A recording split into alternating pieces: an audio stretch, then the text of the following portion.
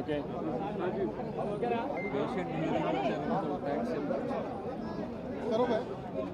అందరికీ నమస్కారాలు. ఈరోజు నేను అదేవిధంగా జనసేన అధినేత పవన్ కళ్యాణ్ గారు ఎలక్షన్ కమిషన్ కలిశాం. అన్ని విషయాలు కూడా చాలా స్పష్టంగా వారికి ఎక్స్ప్లెయిన్ చేశాం.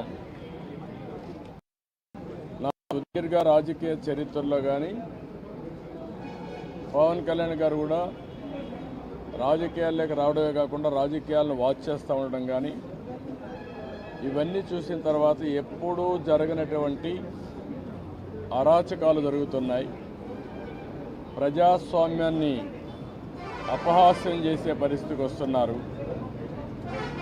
ఇంతవరకు మీరు చూస్తే కేసులు అయితే మా మీద విపరీతంగా బుక్ చేసి అంటే ఎక్కడ కూడా పనిచేయకుండా చేయడం కోసం రాజకీయ పార్టీల్ని రాజకీయ పార్టీల కార్యకర్తల్ని లేకుంటే అందులో పనిచేసే వ్యవస్థని మొత్తం సర్వనాశనం చేయాలి, నిర్వీర్యం చేయాలని ప్రయత్నం చేశారు.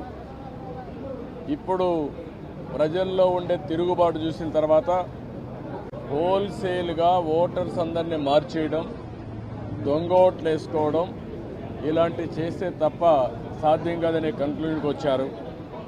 ఈరోజు ఒక ఎగ్జాంపుల్ ఇచ్చాం. ఒక్క చంద్రగిరిలో ఫామ్ 6 కింద 1,15,000 ఓట్లు ఇచ్చారు. దాంట్లో దగ్గర 33,000 ఓట్లు ఆమోదించారు. దాంట్లో వేరే నియోజకవర్గంలో విత్ ఎవిడెన్స్ అన్నీ కూడా మేము పెట్టాం. అన్నీ కూడా వారికి ఎక్స్ప్లెయిన్ చేశాం. అదే మరిగా స్టేట్ ఎలక్షన్ కమిషనర్ ఆ రోజు పడిన అవస్థ కానీ కడాన ఆయన డ్యూటీ కండక్ట్ చేయడానికి ఆయన విధి నిర్వహించడానికి సెంట్రల్ హోమ్ మినిస్టర్ని అడిగాడు ప్రొటెక్షన్ కోసం. కుటుంబాన్ని ఆయనకు సెక్యూరిటీ కావాలని అడిగే పరిస్థితి అవి కూడా ఇచ్చాం.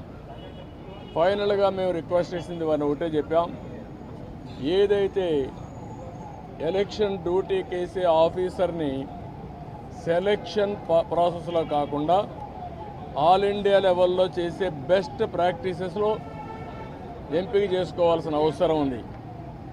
ఈరోజు సెలక్షన్ ప్రాసెస్ ఎందుకన్నానంటే ఆల్ ఇండియా లెవెల్లో టీచర్స్ని, గవర్నమెంట్ ఆఫీసర్స్ని, అనుభవం ఉండే వ్యక్తులు పెట్టుకుంటారు. వాళ్ళందరినీ లేదని చెప్పి వాళ్ళని మేము ఇవ్వలేమని గవర్నమెంట్ చెప్పి కడాన ఎన్నికలను అపహాస్యం చేసే విధంగా సచివాలయ స్టాఫ్తో వాళ్ళు కండక్ట్ చేయాలని ప్రయత్నం చేస్తున్నారు. అంటే ఇటీవల వీళ్ళు నామినేట్ చేసిన వ్యక్తులతో పెట్టుకొని వీళ్ళు చేసే అన్ని తప్పుడు పనులు వాళ్ళ దగ్గర చేపించాలని.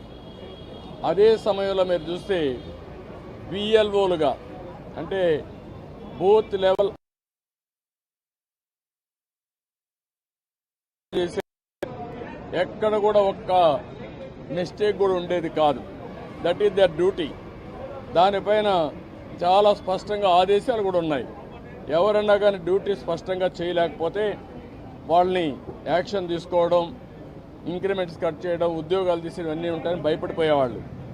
ఈరోజు ఎవరు చేస్తున్నారంటే కడాన మహిళా పోలీస్ 2,600 మంది బిఎల్ఓని మహిళా పోలీసులు పెట్టేశారు.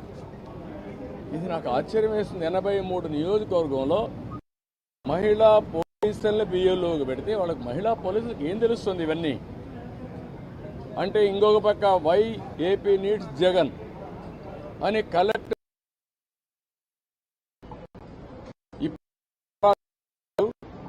రాతి యుగానికి వస్తున్నారు. ఇవన్నీ మేము ఎక్స్ప్లెయిన్ చేసిన తర్వాత వారికి మా మీద కానీ జనసేన మీద కానీ దగ్గర 6,000 నుంచి 7,000 కేసులు మా మీద. ఒక్క పుంగనూరులో ఒక కేసులో 250 మంది పెట్టారు. 200 మంది పైన జైలుకు పోయి వచ్చారు. ఇప్పుడు బైండ్ ఓవర్ కేసులు పెడుతున్నారు. అంటే నీ మీద కేసు ఉంది, పోలీసు వాళ్ళు నోటీస్ ఇస్తారు, ఎంఆర్ఓ దగ్గర సరెండర్ కావాలి అంటే మళ్ళీ బెదిరించడం. ఎలక్షన్లో ఎవరిని పని చేయనీయకుండా నిర్వీర్యం చేయడానికి లేకపోతే మళ్ళా వాళ్ళని అరెస్ట్ చేయడానికి ప్రయత్నం చేసే పరిస్థితి వచ్చారు. ఇది జరిగితే ప్రజాస్వామ్యం ఇంక కూని అయిపోయినట్టే. There is no democracy. నేను ఆ విషయం చెప్పాను. మొన్న తెలంగాణ ఎలక్షన్లో 1 డేలో ఎలక్షన్ లేదా అనే తెలియని విధంగా జరిగింది. అంత స్మూత్గా జరిగింది, ప్రాసెస్ కూడా పర్ఫెక్ట్గా జరిగింది.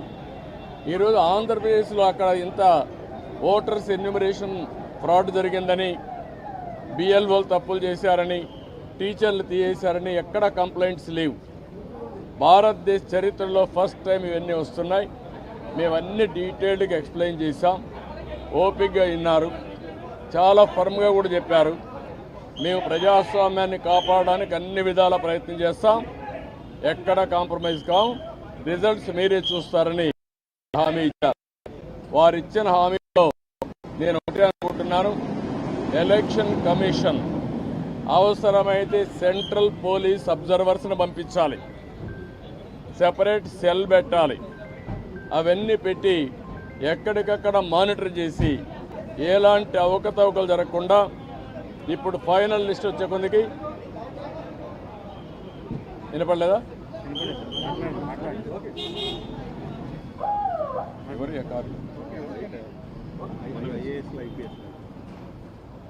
ఎప్పటికప్పుడు మానిటర్ చేయాల్సిన అవసరం ఉంది. ప్రజాస్వామ్యం కోసం మా ప్రయత్నాలన్నీ మేము చేస్తున్నాం, ఇంకా చేస్తాం. దాని గురించి సందేహం లేదు. ఒక్క ఓటు దొంగ ఓటున్న ఎలక్షన్ కమిషన్ దృష్టికి ఎప్పటికప్పుడు తీసుకుపోవడమే కాకుండా వీళ్ళు చేసే ప్రతి ఒక్క తప్పుడు పనిని మేము ప్రతిఘటిస్తాం, ప్రజాస్వామ్యాన్ని పరిరక్షించుకుంటాం. అదే సమయంలో ఎవరిని వదిలిపెట్టాం. కడాన కోర్టుకు కూడా వెళ్ళి తప్పు చేస్తే మాత్రం శిక్ష పడే వరకు ముందుకు పోతామని చెప్పి విజ్ఞప్తి చేస్తున్నా. We are confident. ఎలక్షన్ కమిషన్ అయితే పేషెంట్గా వినడమే కాకుండా వారు 5 కోట్ల మంది కంటే 4 కోట్ల ఓటర్స్ ఉన్నారు, వారందరికీ ఒక భరోసా ఇచ్చినట్టు వాళ్ళు భరోసా ఇచ్చారు. అది అమలవుతుందనే ఆశాభావంతో ముందుకు పోతున్నాం.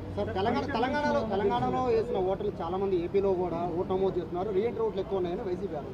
నేనేమంటానంటే, మీరు ఎన్నెన్నో ఆరోపణ చేయండి, వాడు ఓటేసినప్పుడు వాళ్ళకి నోటీస్ ఇచ్చి పర్ఫెక్ట్గా చేయాలి తప్ప మీరెవరు డిలీట్ చేయడానికి? ఎలక్షన్ కమిషన్ చేయాల్సిన పని, ఎలక్షన్ ఆఫీసర్లు చేయాల్సిన పని నువ్వు చేయడానికి. నువ్వు కంప్లైంట్ ఇస్తావు, ఇచ్చిన తర్వాత వాళ్ళు వెరిఫై చేయాలి.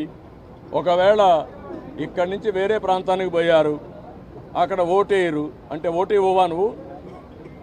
అమెరికాకి వెళ్ళారు, అమెరికా నుంచి వచ్చి ఓటేస్తారు. వాడి యొక్క జన్మభూమి పైన, ఈ రాష్ట్రం పైన వాళ్ళకుండే ప్రేమ, ఈ రాష్ట్రంలో పుట్టిన వాళ్ళు. అంతేగాని నువ్వు కర్ణాటకకు పోయావు, నువ్వు ఓటేయడానికి వీల్లేదు, నువ్వు ఉపాధి కల్పిస్తే ఇక్కడే ఉన్నారు, అవకాశాలు కల్పిస్తే ఇక్కడే ఉండేవాళ్ళు. ఎందుకు పోయారు? అవకాశాలు లేకుండా పోయారు. అలాంటి వాళ్ళకి మేము ఓటు ఇవ్వమంటే కరెక్ట్ కాదు. అది వెరిఫై చేసుకోవాలి. అక్కడ వేయకుండా ఇక్కడ వేస్తే ఎలాంటి తప్పులు.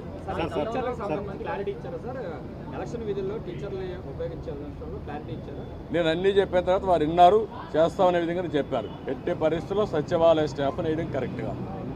సెలక్షన్ ప్రాసెస్ కాదు, competitive best practices all over the country ఏవైతే చేస్తున్నారో అవే చేయాలి.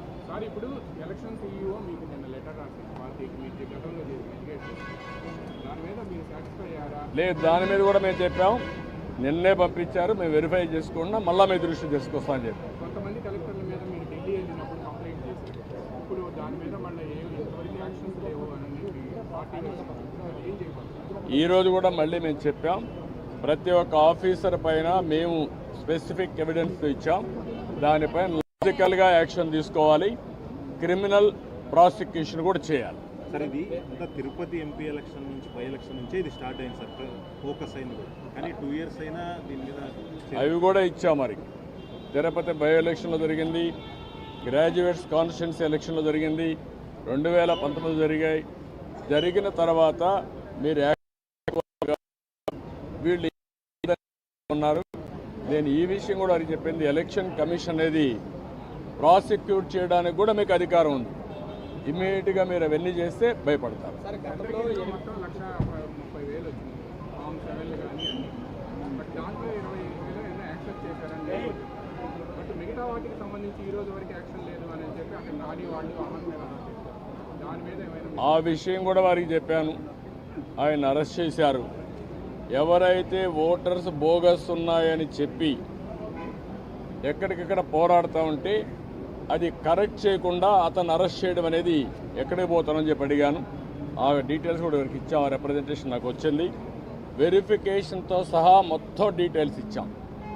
ఏ ఓటు ఎక్కడ వెరిఫై చేశారు, డూప్లికేషన్స్ ఎక్కడున్నాయి, సర్నేములు కానీ ఇవన్నీ, ఫోటోలు ఎక్కడున్నాయి, వేరే కాన్స్టిట్యూన్సీలు ఎక్కడున్నారు, ఆ డీటెయిల్స్ అని వారికి హ్యాండ్ ఓవర్ చేయడం. సార్, మీరు గతంలో సీఈఓ గారికి 8 జిల్లాల కలెక్టర్లు కూడా సహకరిస్తున్నారు ప్రభుత్వానికి అని ఫిర్యాదు ఇచ్చారు. దాని మీద ఏమైనా యాక్షన్ తీసుకున్నారో అది ఏమైనా గైడెన్స్ ఇచ్చారా? వారు చెప్పింది ఏంటంటే మేము ఇంతవరకు కొన్ని యాక్షన్స్ తీసుకున్నాం, మళ్ళీ మీకు కమ్యూనికేట్ చేశాం. మళ్ళీ మీకు ఏదైనా గ్రీవెన్స్ ఉంటే మేము చెప్పాము, మళ్ళీ ఎప్పుడెప్పుడు చెప్తామంటే నిన్న ఇచ్చారు కాబట్టి మీరు చూసి చెప్పన్నారు. డెఫినెట్గా మళ్ళీ కంప్లైంట్ చేస్తాను. నేను ఒకటే చెప్పాను, ఆల్ ఆఫీసర్స్ బెదిరింపులు భయభ్రాంతులు చేస్తున్నారు.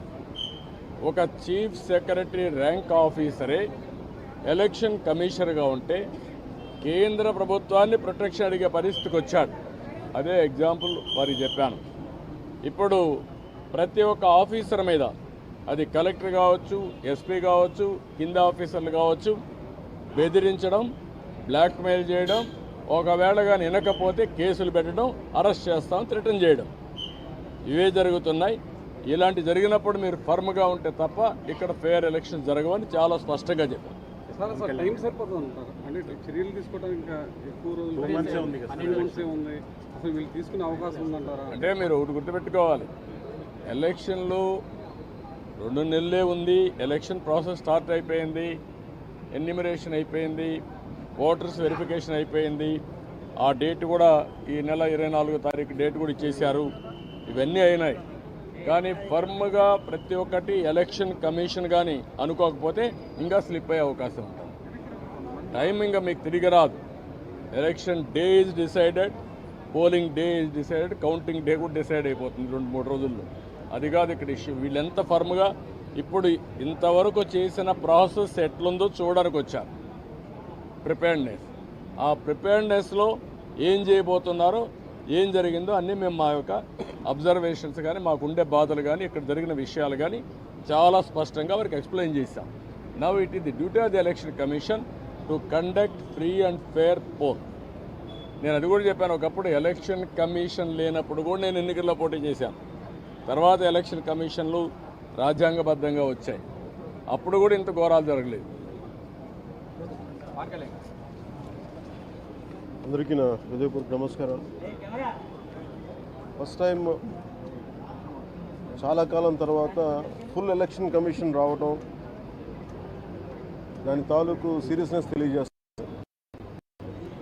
ముఖ్యంగా ఆంధ్రప్రదేశ్ ఎన్నికలు చాలా ప్రజాస్వామ్యబద్ధంగా జరగాలి అని కేంద్రం ఎన్నికల సంఘం మన నిర్ణయం తీసుకున్నందువల్లే ఈ రోజున ఫుల్ ఎలక్షన్ కమిషన్ ఆంధ్రప్రదేశ్ విజయవాడలో రావడం జరిగింది. చంద్రబాబు గారు 3 సార్లు ముఖ్యమంత్రిగా పనిచేశారు, ప్రతిపక్ష నాయకులుగా ఉన్నారు. ఆయన సుదీర్ఘమైన అనుభవంలో కూడా నేను ఎన్నిసార్లు ముఖ్యమంత్రిగా ఉన్నప్పుడు కూడా ఎలా జరిగినాయని చాలా బాగా వివరించారు. ఎంత ఫెయిర్ ఎలక్షన్ జరగడానికి ఆయన సాయశక్తులు ఎలా కృషి చేశారో చెప్పారు.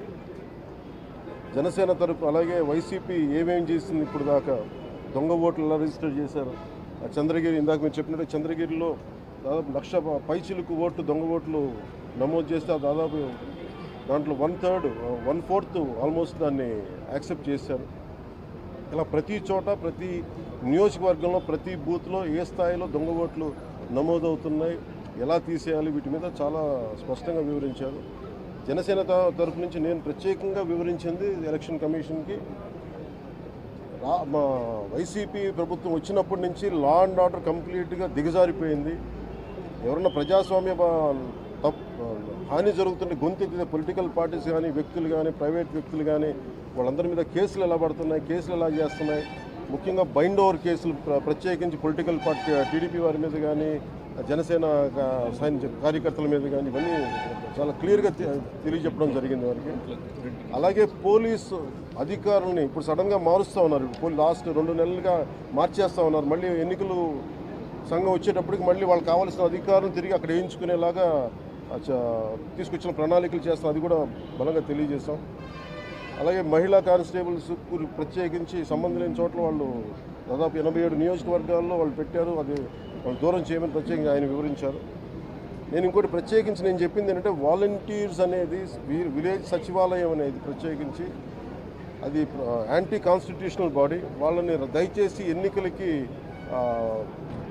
ఎన్నికల సమయంలో వాళ్ళని ఉపయోగించొద్దని చెప్పి ప్రత్యేకించి విన్నవించాం. అలాగే మేము కోరుకుంది ఏంటంటే మీరు కనుక సంపూర్ణ దీని వైపు చూడకపోతే పారదర్శకత కన్నా ప్రజాస్వామ్యం కూలిపోద్ది, ఇక్కడ హింస ఎక్కువైపోద్ది.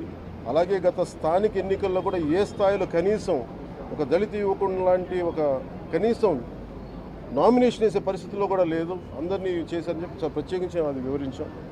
ఖచ్చితంగా వాళ్ళు ఒకటే ఎన్నికల ప్రధానాధికారి ఒకటే చెప్పారు ఆయన CEO, మేము చాలా కట్టుబడి ఉన్నాం, ఫ్రీ అండ్ ఫెయిర్ ఎలక్షన్ జరిగేలా కట్టుబడి ఉన్నాం అని చెప్పి అంత భరోసాగా ఎప్పుడు మాట్లాడటం. ఖచ్చితంగా ఇది కేంద్రం చాలా సీరియస్గా తీసుకున్న ఆంధ్రప్రదేశ్ ఎలక్షన్స్లోనే తెలియజేస్తూ ఉంది. ఈసారి ఫ్రీ అండ్ ఫెయిర్ ఎలక్షన్స్ ఉంటాయి, ప్రభుత్వాలు మారుతాయి అనే నేను మనస్ఫూర్తిగా నమ్ముతున్నాను. అలాగే ఈ పరిస్థితుల్లో కేంద్ర ఎన్నికల సంఘం ప్రధానాధికారులందరికీ కూడా ప్రత్యేక ధన్యవాదాలు తెలియజేసుకుంటాను.